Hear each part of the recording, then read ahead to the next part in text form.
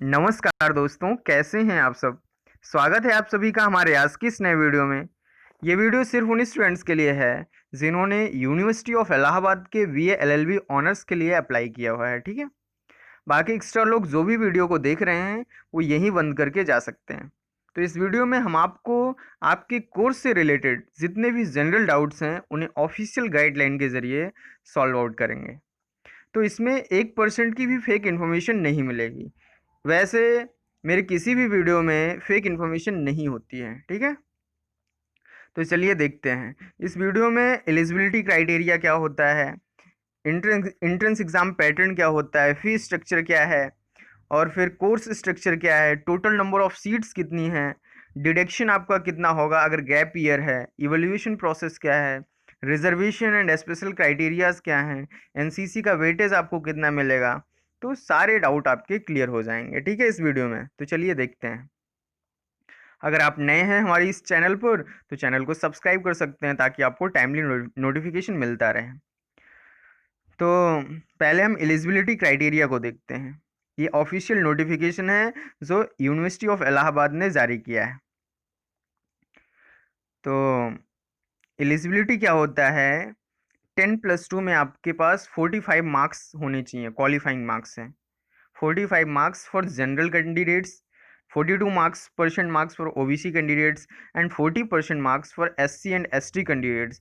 अगर इतना है आपके 10+2 में, बोर्ड कि कोई सा भी हो, ठीक है, सीबीएसई, आईसीएसई, यूपी, स्टेट, कोई सा भी बोर्ड हो, अगर आपके 12th में इतने मार्क्स हैं 10+2 में तो आप एलिजिबल हैं बीएलएलबी के लिए, ठीक है। अगर फीस स्ट्रक्चर की बात करें तो फीस स्ट्रक्चर क्या होता है, एलएलबी के लिए बहुत ज़्यादा होता है in comparison of BA BSc, ठीक है, बीकॉम भी। तो फर्स्ट सेमेस्टर की जो फीस होती है आपकी वो 50,000 होती है, 50,000 रुपये, जिसमें कि ये जो 2,500 लाइब्रेरी डिपॉजिट होता है वो आपका रिफंडेबल होता है, बाकी नॉन रिफंडेबल फीस होती है। तो पहले सेमेस्टर के लिए मीन्स एक साल में 2 सेमेस्टर होते हैं, ठीक है। तो जो पहला सेमेस्टर है, पहला और दूसरा सेमेस्टर के लिए आपको 50,000 रुपये सबमिट करने होंगे। फिर आने वाले नेक्स्ट सेमेस्टर के लिए मीन्स पर एनएम आपको 45,000 देने पड़ेंगे, ठीक है। पहले साल 50,000, बाकी के 45,000 रुपये। और आपको अगर हॉस्टल्स मिला है, ठीक है, हॉस्टलर हैं अगर आप, तो उसके अलग चार्जेस देने पड़ेंगे अकॉर्डिंग टू आप जिस हॉस्टल में हैं। वैसे जो एलएलबी का हॉस्टल होता है, बीएलएलबी के, वो अच्छे हॉस्टल होते हैं। और कोर्स स्ट्रक्चर की बात करें तो आपको कब क्या पढ़ाया जाएगा, आप इसे डाउनलोड करके अच्छे से देख सकते हैं किस सेमेस्टर में क्या पढ़ाया जाएगा, ठीक है, पूरा अच्छे से दिया गया है। और फिर उसके बाद देखते हैं एडमिशन प्रोसीजर। एडमिशन प्रोसीजर में आपके फॉर्म की 1600 रुपये है जनरल ईडब्ल्यूएस ओबीसी कैटेगरी की, 800 रुपये है एससी एसटी पीएच कैंडिडेट्स की, ठीक है।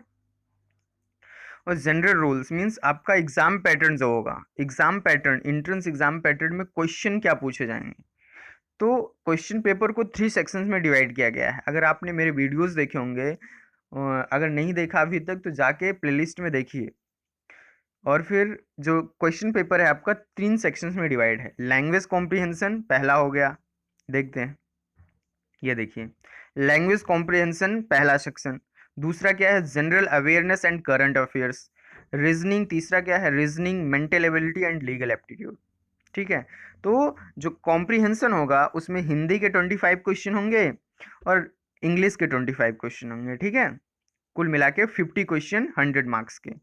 General awareness and current affairs, इन सब पर मैंने वीडियो बना दिया है, आप जाकर प्लेलिस्ट में देखिए, बीएलएलबी की प्लेलिस्ट में, ठीक है। जो 50 मार्क्स के होंगे general awareness and current affairs. और एक बात बता दें आपको, जो वीडियोस जनरल अवेयरनेस के बीए के लिए इंपॉर्टेंट है वही आपके लिए भी इंपॉर्टेंट है बीएलएलबी के लिए, ठीक है। ये मत सोचिएगा कि हाँ वो बीए के लिए मैं बना रहा हूँ तो आपके लिए इंपॉर्टेंट नहीं है। और रीजनिंग और मेंटल एबिलिटी एक ही चीज़ होती है कुल मिला के। तो उसमें 50 क्वेश्चन मीन्स 25 क्वेश्चन रीजनिंग और मेंटल एबिलिटी के, लीगल एप्टीट्यूड के 25 क्वेश्चन। इन सब पर मैंने वीडियो बनाया है, आप जाइए और देखिए अच्छे से। तो टोटल जो है नंबर ऑफ क्वेश्चन 150 है, 300 मार्क्स का। टाइम मैक्सिमम कितना है आपके पास, 2 आवर्स का टाइम है, ठीक है। और अगर बात करें सीट की, सीट बहुत सारे क्वेश्चन आते हैं कि सर सीट सीट कितना है, ठीक है। सीट के कितने बहुत सारे क्वेश्चन हैं। तो टोटल मैं सीट बता देता हूँ। आज टोटल नंबर ऑफ सीट्स जो है पूरे इलाहाबाद कैंपस में, इलाहाबाद कैंपस का मतलब पूरे इलाहाबाद एफिलेटेड कॉलेजेस जहाँ जहाँ VLLB है, तो 630, ठीक है, 630 सीट, सिर्फ और सिर्फ 630 सीट हैं टोटल। ये ऑफिशियल नोटिफिकेशन के ज़रिए मैं बता रहा हूँ, इसमें कोई इधर उधर का फेक इन्फॉर्मेशन नहीं है। सिर्फ और सिर्फ 630 सीट हैं, जिसमें कि मेन कैंपस की जो सीट है आपके पास वो है 150 सीट। 150 सीट थी पहले, लेकिन EWS जब का जो बढ़ा है क्राइटेरिया, तो कुल मिला के जो सीट हो गई है वो 210 सीट हो गई है मेन कैंपस में। CMP में भी 150 सीट है, लेकिन जो बढ़ने की वजह से यहाँ भी जो सीट हो गई है वो 210 हो गई है। बाकी जो कॉलेजेस हैं जहाँ जहाँ VLLB होता है, ज़्यादा जगह तो होता नहीं है, सिर्फ ISGC Ishwar Chandra degree college में होती है जहाँ पे 75 सीट्स हैं। उसमें भी इंक्रीमेंट हुआ है 30 सीट का, तो 95 सीट्स यहाँ भी हो गई हैं, ठीक है। 95 नहीं, 105 हो जाएगा, 30%, 30 सीट्स बढ़ेंगे तो। और SS Khanna girls degree college, यहाँ पे बॉयज़ का कोई लेना देना है नहीं, सिर्फ और सिर्फ गर्ल्स के लिए है SS खन्ना। इन सब पर मैंने रिव्यू कर रखा है, ठीक है। इन सब के जो कॉलेजेस हैं, आप जाइएगा प्लेलिस्ट में, देखिए कॉलेज रिव्यू में, तो कॉलेज रिव्यू में मैंने इन सब कॉलेजेस के रिव्यू कर रखे हैं, आप देखिए अच्छे से। तो इसमें भी 75 सीट है, लेकिन इंक्रीमेंट हुआ है तो 105 सीट्स हो गई हैं, ठीक है। तो और देखते हैं फिर आगे क्या है। तो टोटल ये जान लीजिए आप 630 सीट्स अवेलेबल हैं आपके लिए, जिसमें से आपको एक सीट चाहिए। अगर मेन कैंपस की सीट लेना है तो उसके लिए बहुत मेहनत करनी पड़ेगी, ठीक है, क्योंकि 200 सीट हैं, और एप्लीकेशन आए हुए हैं वो बहुत ज़्यादा हैं। मैं नेक्स्ट वीडियो में बताऊंगा आपको कितने सारे एप्लीकेशन आए हैं, ठीक है। तो एक सीट के लिए बहुत ज़्यादा लड़ाई होने वाली है, कम से कम 5 से 6 स्टूडेंट्स एक सीट के लिए लड़ेंगे, ज़्यादा हो सकते हैं। तो और क्या है, चलिए देखते हैं evaluation process, process of evaluation in the test. तो क्या है, सेम प्रोसेस है जैसे सारे एग्जाम्स का होता है। यहाँ पर नेगेटिव मार्किंग आपको नहीं मिलेगी, ठीक है, कोई नेगेटिव मार्किंग इलाहाबाद विश्वविद्यालय में नहीं है, ठीक है। और हाँ, एक डिडक्शन आपको झेलने को मिलेगा अगर आप क्या है, 12th जो अपना 12th है उसको पास नहीं किए हैं इस ईयर। मीन्स क्या है, एक्चुअली कैंपस देता है इन उन स्टूडेंट्स को बेनिफिट जो इसी साल पास करके आए हुए हैं, ठीक है, जो इस साल पास आउट हुए हैं। बाकी जो पिछले साल के हैं जिनका गैप ईयर है, उनका 5% का डिडक्शन होता है। अगर आपका 1 साल का गैप है तो 5%, 2 साल का है 10%, और 3 साल का है तो 15%, ठीक है। अगर 3 साल के बाद 4 साल का अगर गैप है, 5 साल का है, तब भी आपका 15% डिडक्शन होगा, ठीक है। 1-2 साल के लिए 5%, 10%।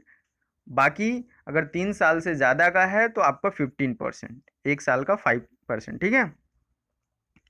तो रिजर्वेशन की बात करें तो 15% रिजर्वेशन जो है वो शेड्यूल कास्ट का है, 7.5% ST का है, 27% OBC का है, 25% सीट्स जो है वो इकोनॉमिक वीकर सेक्शंस के लिए है, लेकिन सिर्फ और सिर्फ 10% सीट, ठीक है। 10% रिजर्वेशन EWS के लिए है।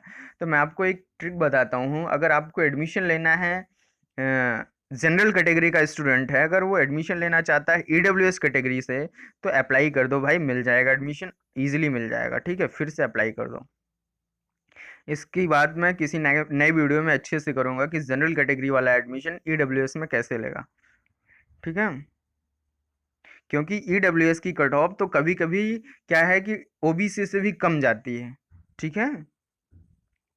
और कश्मीरी माइग्रेंट से आपको कुछ लेना देना है नहीं, क्योंकि इस बार 370 आर्टिकल हट चुका है, तो इसकी कोई ज़रूरत नहीं है। एनसीसी वेटेज, एनसीसी वेटेज में क्या है कि 5%, अगर आपके पास एनसीसी का B सर्टिफिकेट है, A सर्टिफिकेट का कोई यहाँ पर यूज़ नहीं है, वो उसको कूड़ा समझिए आप, ठीक है। तो एनसीसी B सर्टिफिकेट जो है उसमें आपको 5% का वो मिलेगा, क्या मिलेगा,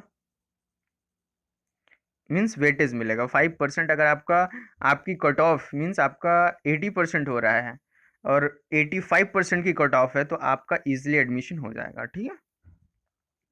स्पोर्ट कोटा में भी आपको एडमिशन ईजिली मिल जाएंगे, ठीक है, अगर आपके पास कोई भी सर्टिफिकेट है, और चलता फिरता सर्टिफिकेट नहीं होना चाहिए, इंटर यूनिवर्सिटी टूर्नामेंट का सर्टिफिकेट होना चाहिए, या फिर national championship organized under school game federation of India का सर्टिफिकेट होना चाहिए, या फिर क्या है, national championship organized by various district state associations and federation के द्वारा होना चाहिए। तो इन सब का आप अच्छे से रखिए बना के डॉक्यूमेंट्स।